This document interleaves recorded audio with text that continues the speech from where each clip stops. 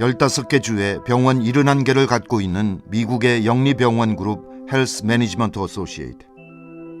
1년 매출 6조 3천억 원에 달하는 이 거대한 영리병원 그룹에서는 정상 체온의 아기를 열이 있다고 입원시키고 오른쪽 무릎에 가벼운 상처가 난 18살 소년도 어김없이 입원시켜버렸다.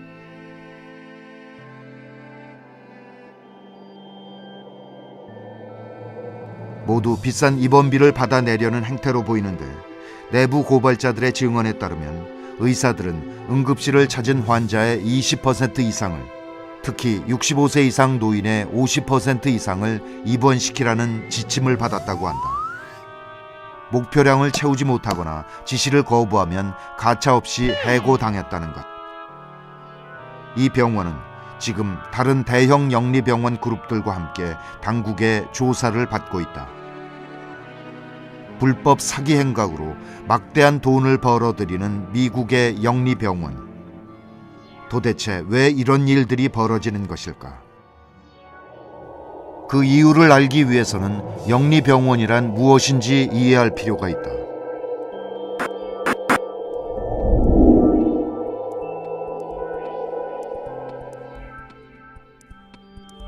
보통 병원은 국공립병원과 민간병원으로 나뉘고 민간병원은 다시 비영리병원과 영리병원으로 나뉜다. 이 중에서 영리병원은 일반 기업체와 마찬가지로 이윤을 내는 게 목표이다.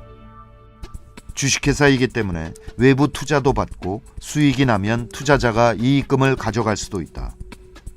이 때문에 미국 대형 영리병원의 최대 주주는 대부분 월스트리트의 사모펀드들이다. 돈을 굴려 돈을 버는 게 직업이다 보니 환자의 건강은 뒷전일 수밖에 없다. 미국의 영리병원이 물불을 가리지 않고 돈벌이에 나서게 된 것은 이렇듯 돈을 쫓는 사업가들이 병원 경영을 주도하기 때문이다. 미국의 의료비가 오늘날과 같이 비싸진 것은 이렇듯 수익을 최우선으로 생각하는 영리병원을 허용 발전시켰기 때문이고, 다른 한편으로는 선진국 중에서 유일하게 전국민 건강보험이 없기 때문이다. 그렇다면 우리나라는 어떠한가?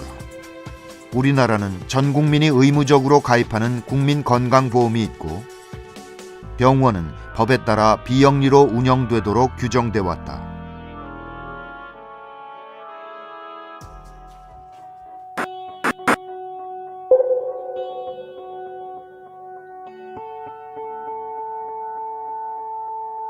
비영리 병원의 경우 환자들로부터 돈을 받지만 병원이 낸 수익은 다시 병원 시설이나 인력에 재투자해야만 한다. 그러니까 돈을 쫓는 사업가가 투자하고 수익을 가져가거나 병원 경영에 개입할 수는 없다. 이는 병원이 지나치게 상업성을 추구하는 것을 막기 위한 최소한의 장치이다. 그렇기 때문에 삼성이 삼성의료원을 만들었을 때에도 삼성생명 공익재단이라는 비영리 재단을 만들어서 기부 형식으로 병원을 지을 수밖에 없었고 막대한 병원 수익도 밖으로 빼가지는 못했다. 하지만 병원으로 장사를 하고 싶었던 재벌들은 그동안 끈질기게 영리병원 허용을 요구해왔다.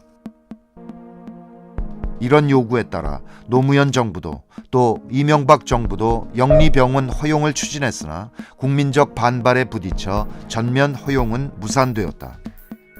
이런 상황에서 박근혜 정부는 결국 새로운 묘책을 내놓게 되었다.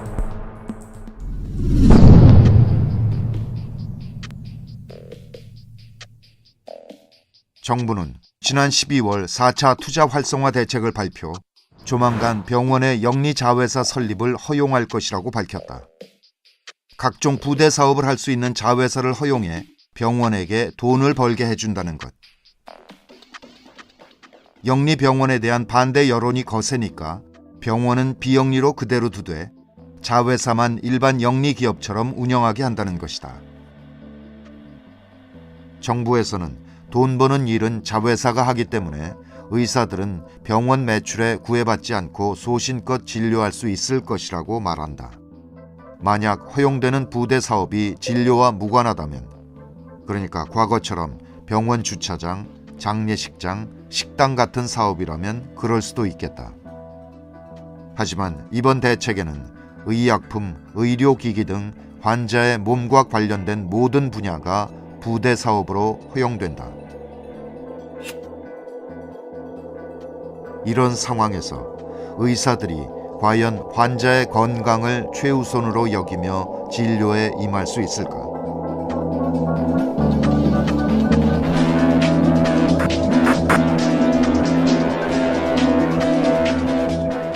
영리자회사가 허용되면 그동안 병원에 눈독을 들이던 투자자들은 드디어 자회사를 만들어 투자도 하고 수익도 가져갈 수 있게 된다. 제약회사나 의료기기 회사와 같이 자기 제품을 병원에 독점 공급하고 싶어하는 업체들은 병원과 손을 잡고 자회사를 차릴 것이다. 그리고 자회사의 수익을 높이기 위해 병원은 의사들에게 자회사 제품과 서비스를 판매하라고 시킬 것이다. 의사들은 자회사가 만드는 비싼 약, 건강보조식품, 스파 치료, 기능성 화장품, 의료용품들을 팔기 위해 애를 쓸 것이다.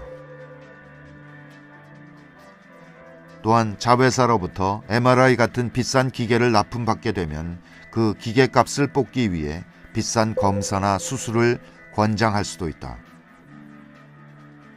지금도 대부분의 병원들은 의사 개개인이 올린 매출에 따라 성과급을 지급한다.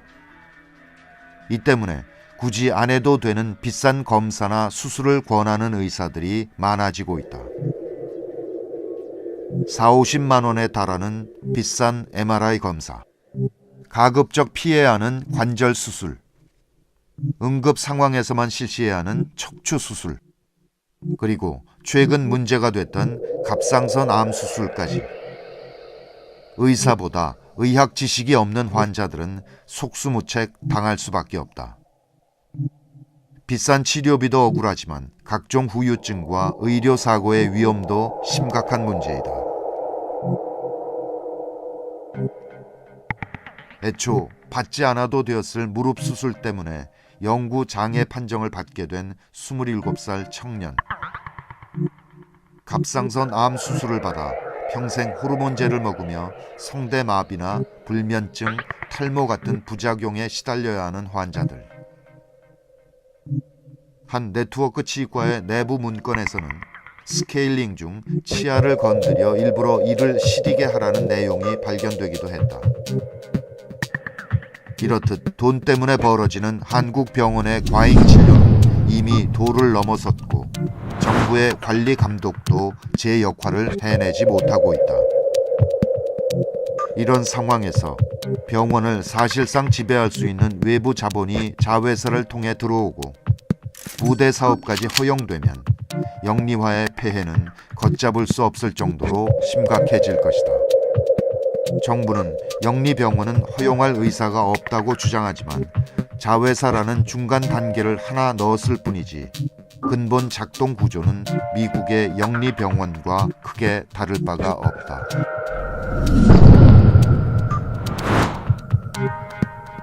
사실상 영리병원을 허용함으로써 환자가 부담해야 하는 각종 치료비와 부대 비용이 오르면 국민건강보험이 보장해주는 비율은 점점 떨어질 수밖에 없다.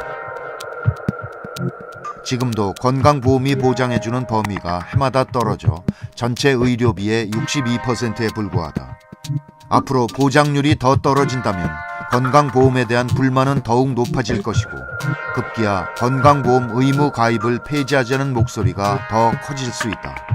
이렇게 되면 민간 보험사들만 쾌재를 부르게 된다. 민간 보험을 찾는 사람들은 점점 많아지고 아쉬울 게 없는 보험사들은 차츰차츰 혜택을 줄이면서 보험료는 인상시킬 것이다. 가난하고 병든 사람들은 이제 보험 가입조차 점점 힘들어질 것이다.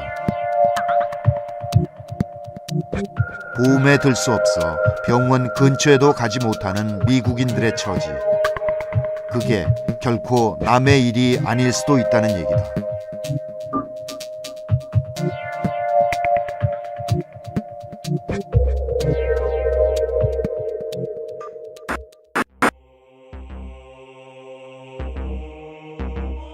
이번 정부 발표로 기업과 투자자들은 확실히 엄청난 수익을 누리게 될 것이다. 병원에 자기 물품을 납품하게 될 의료 관련 업체들은 손쉽게 큰 돈을 벌 수 있다. 중대형 병원들도 피말리는 경쟁과 인수 합병 등을 거쳐 몇몇 대형 병원 그룹으로 집중될 것이다. 그 누구보다 그동안 의료 분야에 뛰어들려고 오랫동안 공들여온 삼성이야말로 엄청난 이익을 볼 수 있다. 그룹을 먹여 살릴 새로운 사업으로 의료 분야를 지목한 삼성은 이미 의료와 관련된 모든 연관 산업에 진출했고 각급 병원들과의 폭넓은 협력 관계도 구축하고 있다. 영리 자회사가 허용되면 여러 병원들로부터 수익을 뽑아내는 일이 마침내 가능해지는 것이다. 이렇게 되면 박근혜 정부는 의료 산업을 키워서 경제 성장률을 올렸다고 자랑할 것이다. 하지만 병원과 재벌이 벌어들일 엄청난 돈은 다른 데서 나오는 것이 아니다. 바로 우리 국민의 호주머니에서 나오는 돈이다.